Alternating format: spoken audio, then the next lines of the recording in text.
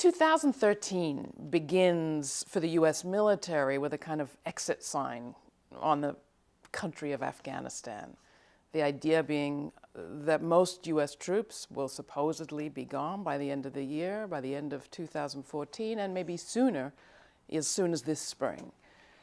What does it look like, this, what Obama calls a late footprint strategy, to the Afghans?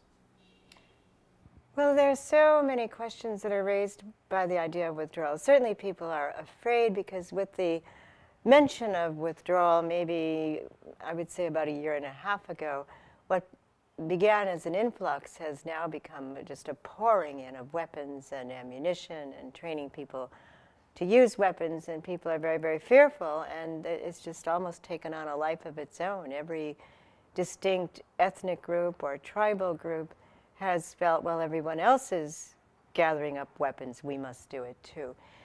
The United States is and has been and will be very, very interested in roadways that would allow the United States to be part of extracting precious minerals, fossil fuels, natural gas out of Afghanistan.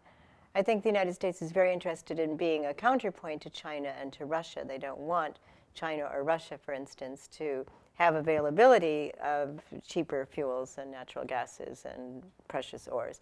But very importantly, the United States wants to be geopolitically well situated in a country that borders on Iran, that borders on Pakistan, with borders with Russia and China. So I think the United States likes the idea of combining in the 21st century military drone surveillance and possible drone warfare, which has been continuing apace, and the special forces. The United States is helping to build 3 new prisons, and Camp Integrity is a 10-acre encampment that the United States is building, hiring the former Blackwater company of The mercenaries. Yeah, infamous. I mean, they've been convicted of having killed Afghan civilians, convicted of stealing weapons from the United States military.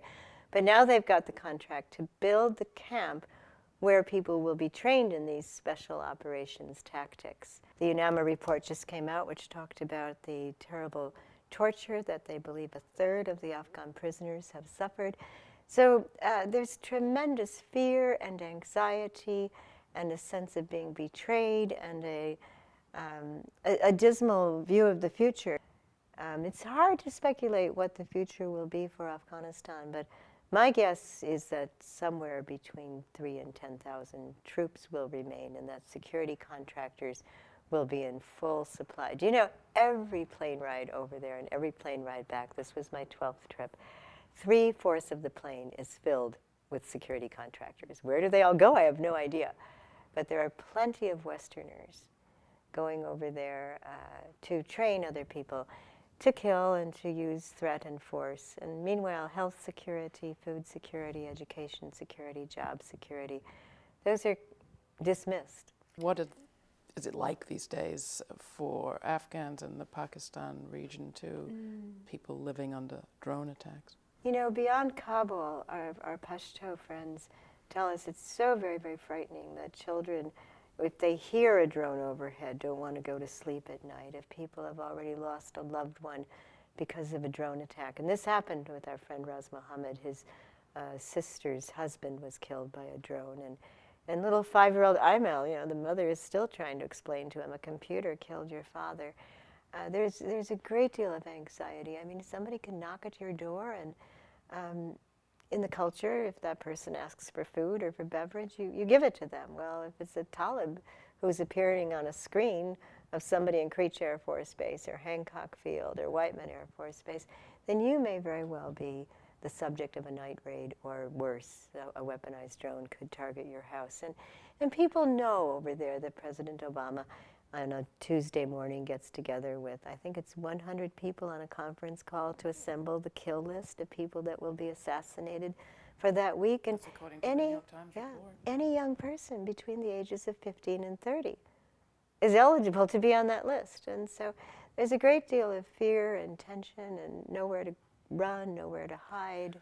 What do you say to people in this country who say, well, at least it's better than having our armed forces on the ground, putting their lives at risk, who are perhaps reading reports in the New York Times and elsewhere that say targeting's gotten so much better now. We have cut down on civilian casualties. I think proliferation is the word to examine. I mean, what's going to happen in our world? There was a time when just the United States had the nuclear bomb. And look at us now. And I think these weaponized drones will be possessed by countries all over the world, and people in the United States will have great reason to fear, I suppose they might say, blowback, but also, what have we become? People who put all of our security in the barrel of a gun? If you look at healthcare and education and employment statistics in this country, we're not doing so well. Well, how are Afghans looking at the year before them? 65% of the country are under 25 years of age. And even though they're all being told, get weapons, be ready to use weapons, I still hold out some hope that they might realize that it's to the advantage of a lot of people outside of Afghanistan for them to burn themselves out in civil war and internecine battles. But maybe rather than displace themselves, become refugees, become amputees, or die young, they might want to say that they could find ways to move forward. Anyway, that's what the Afghan Peace Volunteers are all about. They're really trying constantly to bring together Tajiks and Pashtuns and Hazaras. They try to have a living community, staying together. They don't want to make it look like Hazaraville. The seamstresses all come from different backgrounds. And I see them sometimes, they fight like crazy, but they've really managed to hang together for a year with the tailorists cooperative. And the English classes are inclusive of children from a variety of backgrounds. So I see in this one little microcosm an arrow that points to a possible moving through what looks to be an exceedingly dangerous situation. I mean, I don't want to minimize it. I think, what would I tell these youngsters if civil war breaks out in Kabul? I'd say run as fast as you can. Is that likely? Right now, it seems the Taliban is very assertive. I mean, we've certainly seen that in very recent news stories. I would say this is an important year for education all throughout Afghanistan amongst young people. I really hope they can reach out to one another. It might sound naive, but if they might possibly see some better future for themselves if they don't pick up the arms and start shooting, or, agree to do the bidding of warlords who've got blood on their hands already. But that's a pretty tall order. Only 3% of the whole country has access to the internet. Some say maybe 6%. So where is this education going to come from? The Afghan Peace Volunteers turned their own home into a place which could also be a seamstress workshop. I mean, it might sound absurd, but the curtains went up and women wearing burqas and some not, and people from different tribal backgrounds came together and began to learn how to sew on these antiquated old sewing machines. But really what they made couldn't compete with what products might come in from Pakistani or Chinese factories. And so as the cold weather approached, we asked them, well, what do you really need? And they immediately said, well, we and everyone need heavy blankets. And so we said, well, make them, and we'll get the internationals to pay for it. So they have made 2,000, and made and delivered 2,000 of these big, heavy, they call them, well, duvets would be the word that people would be familiar with in Europe, and we'd just say big, heavy quilts. But it was a joy to see that happening. I went with 2 young women and 2 young men on a kind of a social work visit to see were there families higher up the hillside, what looked like a mountain to me, who would be in need of these duvets. And really by 20 minutes, I had to say stop. My heart was hammering. I thought there's about 6 inches on this escarpment, and if I roll down, what'll they do? So we stopped. I caught my breath. We kept going up. But while we were stopped, I looked and I saw these women in flimsy garments. It's freezing cold. They've got huge containers of water on their heads or on their shoulders. And these are the widows and orphans who get pushed up. Because the higher up you go, the less access there is to any kind of piped water. And so the rent comes down.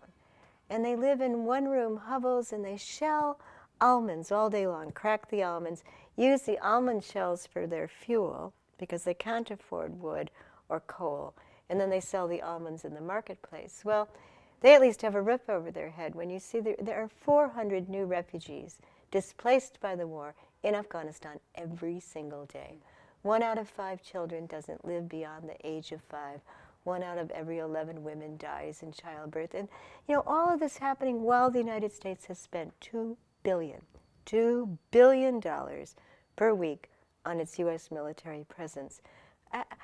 Have we no ability to be scandalized anymore? Years ago, we were told one of the arguments, and there were many, for the U.S. intervention in Afghanistan, repeated as recently as 2010 and 2011, was the Afghan women, the rights of the Afghan women. Do we leave them now, insofar as we leave, with more rights, with more security? Well, President Karzai's government wouldn't exist without being propped up by the United States. And his government has tried to please and placate various warlords, various extremely traditional and conservative people who, I mean, just about every cabinet level minister is a former warlord. So somebody managed to push him into signing a document which has now rolled back women's rights so very seriously. A woman cannot have equality with men in the workplace, and a man can demand of the woman to whom he is married, or multiple women, sex on demand. She cannot deny him. She cannot disobey an order. This is law. And so that's quite a rollback. It might have been practiced by the Taliban, but now he's turned it into actual legislated reality. So you wouldn't say that it's gotten easier for women with the statistics that, you know, are so very brutal for women. The United States has worked very hard to overcome the Vietnam syndrome. They never want people again to feel as though the Vietnam War syndrome has been repeated. So, among other things, if you can convince the United States people, well, it's really a humanitarian war, then you get everybody's indifference. At least you get the indifference. And I think that's what the United States has from the majority of the U.S. public. A kind of an amnesia, a sense of sort of being mesmerized. There's nothing we can do about it. Look how hard we tried. And that simply isn't true. Look how many people, security contractors, humanitarian workers, military people, weapon-making corporations, war profiteers, made enormous sums of money while the widows and the orphans get pushed up the mountainside to live in one-room hovels without water.